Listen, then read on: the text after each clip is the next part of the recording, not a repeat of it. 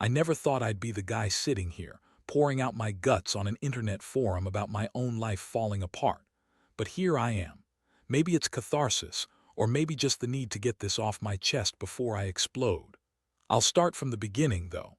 How everything that felt solid and real just crumbled in a matter of weeks. My wife, Lisa, and I had been together for over 10 years. We met when we were young, wild, full of dreams.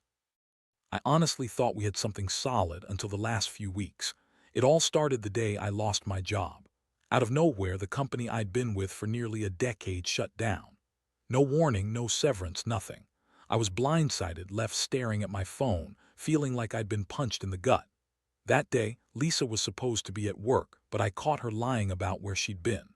She gave some excuse about a meeting, but I saw her leaving that morning with a strange, hurried look in her eyes.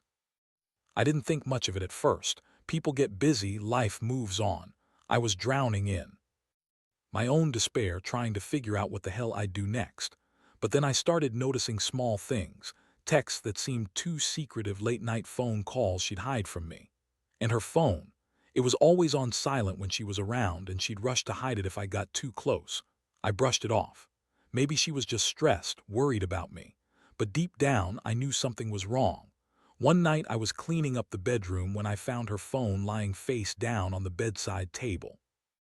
I normally wouldn't snoop, but something made me pick it up. I saw a message come through. I should have looked away, but I didn't.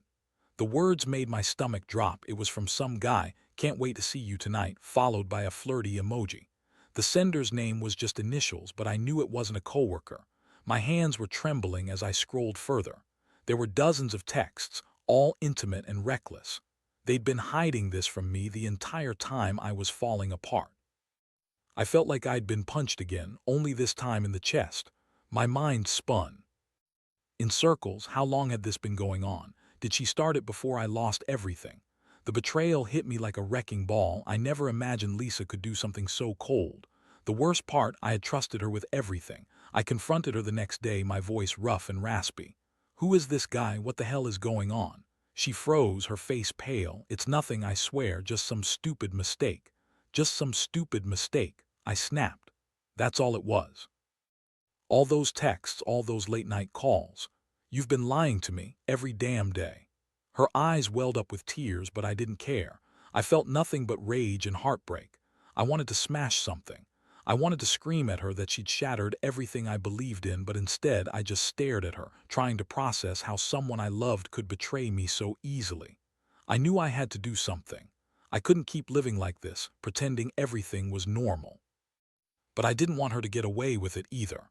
I needed a plan, a way to make her regret every moment. She'd betrayed me. I didn't want to just walk away broken. I wanted to make her feel what I felt and then some. That night I sat alone in the dark, feeling the weight of the betrayal pressing down on me like a stone. I wasn't just hurt, I was furious. I'd been played, used, and discarded like trash. But I also saw an opportunity. If I played this right, I could turn the tables. I could make her see the damage she'd done. I didn't have all the pieces yet, but I knew one thing. I wouldn't let her walk away without consequences. So here I am plotting. I've got some ideas, some leverage. It's time to take control. I just need to decide how far I'm willing to go. And I'll tell you right now, she's going to wish she never crossed me. The more I thought about it, the clearer it became that I couldn't just confront her and expect some kind of apology or revelation. That wasn't enough. Lisa had crossed a line, and now I had to think bigger. Revenge. Yeah, it was the only thing that felt right. Not some childish revenge, but something calculated, something that hit her where it hurt, without going overboard or crossing legal lines. I started digging into her phone more, going through messages, calls, anything I could find. I needed to get a better picture of how deep this thing went. Turns out she'd been seeing this guy Josh for a few months. I knew him vaguely, a coworker, someone I thought was just her friend. But no, he was more than that. Their texts made it obvious. They'd been sneaking around, meeting in secret, probably during work hours or late nights. That's when I realized I wasn't just betrayed. My entire trust had been shattered. There was one particular message I kept going back to. It was from her, sent late at night, a string of words that made me grind my teeth. "Can't wait to see you tonight," she'd written, followed by a heart emoji.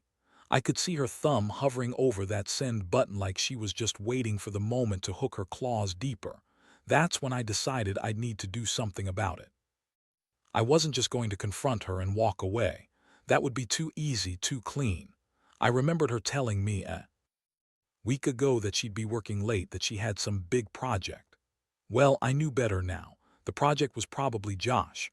And I also knew that I had to gather some evidence, something irrefutable. I wasn't about to accuse her blindly and look like an idiot. I wanted proof not just for me but for her. So I set up a little plan. I used some old spyware app I found online and installed it on her phone when she wasn't paying attention. It's subtle, discreet, nothing obvious. I knew she was predictable enough. I wanted to catch her in the act, see her texts, and maybe even record their calls. I needed to know everything, every lie, every secret she'd been hiding behind that false veneer of a perfect wife. Over the next few days, I watched, listened, and waited. It was like being in the shadows, waiting for the right moment to strike. The evidence kept piling up.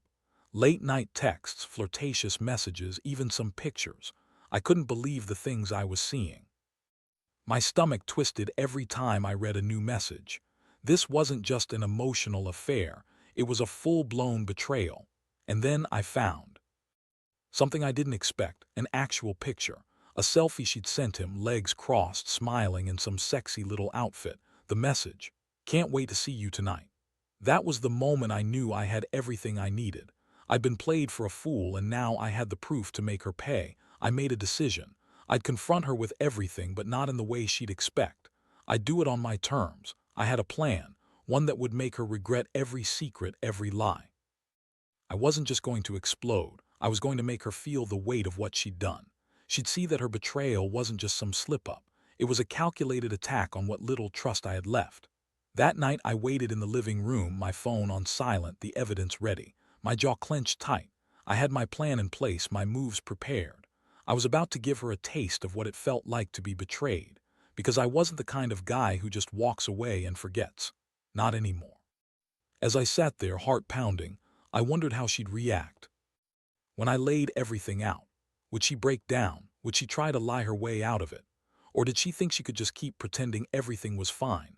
Whatever happened, I knew one thing: this was just the beginning, and I was done playing nice. The next morning, I woke up with a strange mixture of adrenaline and nausea. My palms were sweaty, and I could feel my heartbeat hammering in my chest. It was like I'd been shot with a tranquilizer, yet somehow still wired. I knew I couldn't delay. Today was the day I finally confronted her with everything I'd uncovered. No more hiding, no more pretending I didn't know. It was time to face the music, whatever that was. I made myself a strong cup of coffee, trying to steady my nerves. The house was unnervingly quiet, the kind of silence that gnaws at your insides. I kept replaying the moment I found that picture, the words she sent, the sick feeling in my stomach. I told myself I'd stay calm, keep my voice even. But the truth was, I didn't exactly trust myself not to blow up. She was still asleep when I decided to act. I took a deep breath, grabbed the flash drive I'd prepared, and tucked it into my pocket. I'd recorded enough, every text, every call, every flirtatious message. I didn't plan to say much at first, just to show her I knew everything. The first thing I wanted was for her to realize I wasn't some naive fool anymore. I woke her with a gentle shake. "Lisa, we need to talk," I said, voice low but steady. She looked groggy, blinking away sleep, not knowing what hit her. Her eyes darted around the room, probably sensing something was wrong. "What's going on?" she asked, voice trembling. I pulled out the flash drive and placed it on the bed between us. "I think you know what this is. I've been digging through your phone, your messages. I've got everything, proof of the affair, your lies, all of it." She froze, her face draining of color. You did this." "Yeah," I said coldly. "And I'm done pretending I didn't see what you've been doing behind my back. I trusted you, Lisa. I really did, but you've shown me I was a fool." Her lips trembled. "It's not what it looks like, I swear." "Oh, I don't need your lies," I cut her off. "I have the evidence. I know about Josh, the late-night meetings, the pictures. You've been sneaking around since I lost my job. While I was falling apart, you were out having an affair." She sat there, stunned, tears welling in her eyes. "Please, I didn't mean for it to go this far. I was just lonely. I didn't know how to tell you." "Save it," I barked. "You had plenty of chances to come clean." Instead, you chose to betray me like I was nothing." She looked down, clutching her hands tightly. "What are you going to do now?" I looked her in the eye, feeling the fury boil inside me. "I've made a decision. You're leaving today. I want you out of this house, out of my life. And you're not taking anything. I don't want your apologies or your tears. You're going to regret this more than I ever thought possible." Her face crumpled and she started to sob softly. "Please don't do this. We can fix it." "Fix it?" I laughed bitterly. "You think you can fix what you've done? You've broken something I can't repair, and I'm going to make you pay for that." I pressed the play button on my phone, which was connected to a small speaker I'd hidden. The recorded evidence of her messages and calls started to play. Her face twisted in shock and horror as she heard her own words, her own betrayal. I watched her, satisfied that she couldn't deny it anymore. I grabbed the keys to her car. "Pack your things. I want you gone by noon. And don't try to call me or come back. This is over." She nodded silently, tears streaming down her face. I could see the pain, but I felt nothing but cold satisfaction. This was the closure I needed, the punishment she deserved. As she moved to gather her things, I felt a strange sense of relief. It was like I'd just pulled a thorn out of my side, but I knew the wound was still fresh. I stood at the doorway as she left, watching her drive away. The house suddenly felt emptier than ever. I knew this wasn't the end, just the beginning of my new chapter. I'd make sure she felt every ounce of pain she'd caused, and I'd never let her get that close again. As I shut the door behind her, I realized this was what I'd been waiting for. The moment I could finally breathe again. The reason I'd been holding on to hope in the first place was gone. Now it was just me, and I was finally free to decide what came next. The house was eerily quiet after she left. No footsteps, no muffled sobs, no sounds of her gathering her things. Just silence that seemed to echo louder than the chaos inside my head. I stood there for a moment, trying to process what I'd just done. Part of me felt emptier than I expected, but most of me was flooded with a strange sense of clarity. I'd cut her loose, finally, and that felt like a weight lifting, even if the wound was still fresh. I sat down on the couch, my fingers trembling as I stared at the open space where she'd been. My mind kept replaying the confrontation, her tears, the evidence I'd played. I still could hardly believe she'd done this after all those years of trust.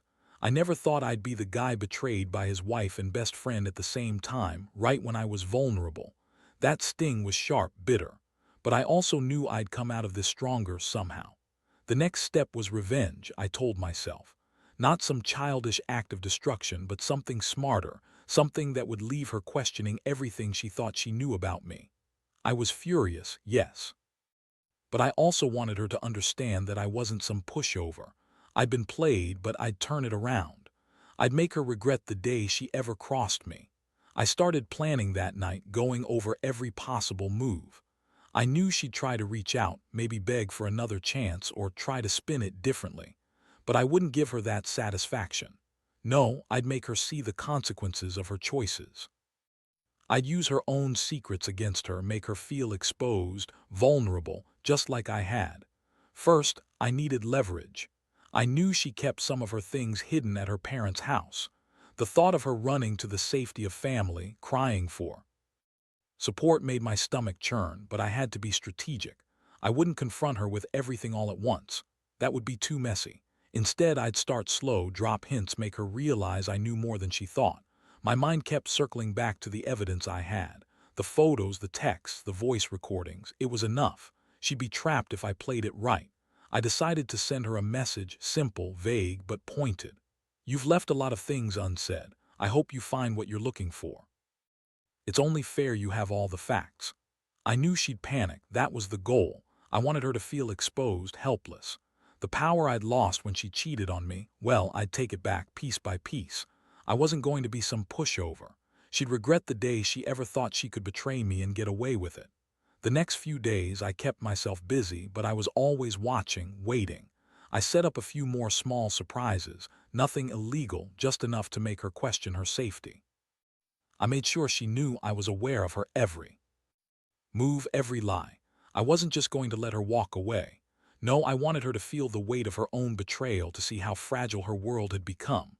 One evening I left a little note on her pillow, nothing threatening, just enough to make her wonder if I knew more than I was letting on. "I see everything," it read. I was testing her, waiting to see if she'd try to reach out or run further. But she didn't. Instead, I got a text from her, sounding panicked and desperate. "Please, we need to talk. I'm sorry. Can we just—" I ignored it. I'd made my move. Now I just had to sit back and watch her squirm, see her realize that her betrayal had consequences. It was a game now, and I was in control. I'd be patient. I'd let her think she was winning, then I'd strike back with everything I had. Even as I planned, a part of me wondered if I was going too far. But then I remembered the years I'd given her, the trust I'd lost. She thrown it all away for some fleeting moment of excitement with a guy I hardly knew. That betrayal wasn't just about her cheating, it was about breaking the entire foundation of what we'd built. And I wasn't about to just walk away and pretend it never happened. So I kept my focus. I had a few more tricks up my sleeve. She'd come crawling back, I knew that much. And when she did, she'd find out that I wasn't the fool she thought I was. Not anymore. I was finally taking my power back, and I'd make sure she paid dearly for what she'd done. The tension in the house grew thick, even though Lisa was gone. I could feel it in the air like static before a thunderstorm. My mind kept racing, plotting the next move. I had the evidence, I had her panic, and I had the leverage. Now it was about turning everything into a final blow, something that would leave her helpless and broken, exactly how she made me feel. I spent hours researching online, looking into ways to make her regret her choices without crossing any legal lines. I wasn't interested in some petty revenge. I wanted something calculated, something that would hit her where it hurt most. I knew she was vulnerable, desperate to come back, and I planned to use that to my advantage. One thing I realized was that I needed to cut her off completely. No more calls, texts, or messages. If she thought I was still waiting for her to come crawling back, she'd be wrong. I wanted her to feel the weight of what she'd lost: me, her home, her respect. I crafted a message, cold and precise. "You made your choice. Don't bother trying to reach me. I've moved on, and so should you." Seeing her name pop up on my phone, I hesitated for a second, then ignored it. That was just the beginning. I wanted her to feel abandoned, to realize I was serious. I'd turn her own betrayal into a weapon. Over the next few days, I began to implement my plan. I hired a private investigator, not to harm her, but to gather one last piece of proof, something I could use to make her realize she'd lost. I needed her to know I was serious. When the investigator confirmed she'd started seeing someone new, I knew I'd won.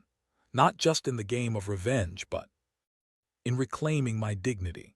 I also took steps to make her think I was moving on. I cleared out her belongings from the house, packed her things into boxes, and left them outside the front door. No note, no fuss. Just a simple gesture that she'd get the message: this was over. I wanted her to see her things, realize I wasn't waiting anymore. One night I drove past her parents' house just to see if she'd gone there. Sure enough, her car was parked outside, a faint glow from the porch light flickering. I watched from a distance, heart pounding. I pictured her inside, probably crying, begging, maybe even regretting. I felt nothing but satisfaction. She'd pushed me to the edge, and now I was pushing back harder. The final part of my plan was to confront her directly, but not in person. I sent her a message, short, sharp, and deadly. "You wanted to play with fire. Now burn in it." I attached the evidence I'd gathered: screenshots, recordings, everything she'd tried to hide. I knew it would shake her to her core. I wanted her to understand she'd gone too far and that I was serious about ending this. The response was silence, which was just as powerful. I knew she was panicking, trying to figure out what was coming next. That's when I decided to make one last move. I was going to meet her at her parents' house, but not to beg or plead. I was going to give her a choice, an ultimatum she couldn't ignore. So I drove there under the cover of night, parked a few streets away, and watched her house from the shadows. I saw her come outside, look around nervously, then get into her car. I turned on my phone, dialed her number, and let it ring. When she answered, I kept my voice cold and steady. "You've lost everything, Lisa. Your boyfriend, your home, your marriage. If you want to keep what's left of your life, you'll leave town, never come back, and I mean it." Her trembling voice on the other end was a sweet victory. "Please, I didn't mean for it to go this far. I'll fix it, I swear." "Fix it?" I spat. "You're the one who broke us. Now get out of town, before I really make sure you regret ever crossing me." She hesitated, then hung up. I knew she'd be back, trying to negotiate, begging for forgiveness. But this time, I was done. I'd set the stage, and now I was just waiting for her to make her next move. All of this had been about reclaiming myself, about proving that I was still standing, still in control. I'd done what I needed to do to finally feel like I was back on my feet.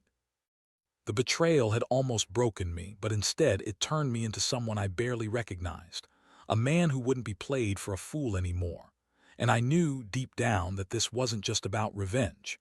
It was about closing a chapter, finally taking back what was mine and walking away stronger, because I'd refused to be the loser.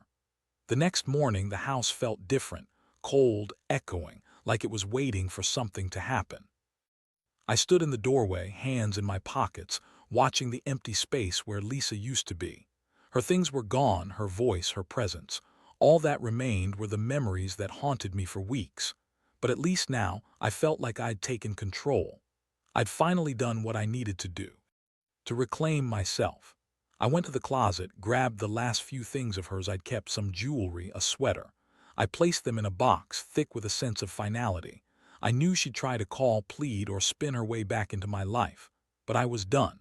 Her betrayal had cut too deep, and I refused to be the fool anymore. I called the lawyer, made an appointment to file for divorce. It was a clean break, no messy accusations, just a simple separation. I wanted everything settled, her keys, her rights to the house, everything. I wanted her out of my life for good. As I handed over the keys, I felt a strange sense of relief, like I'd finally exhaled after holding my breath for too long. When I walked out that door, I felt lighter. The anger, the hurt, they still lingered, but I'd transformed that pain into a weapon. I'd used her own secrets to bring her down, and now I was free. I could finally breathe again without the weight of her betrayal pressing on my chest. Looking back, I realize how much I learned. Trust is fragile, and betrayal cuts deeper than any punch. But I also learned that revenge, when carefully planned, isn't about destruction. It's about reclaiming your dignity, your power.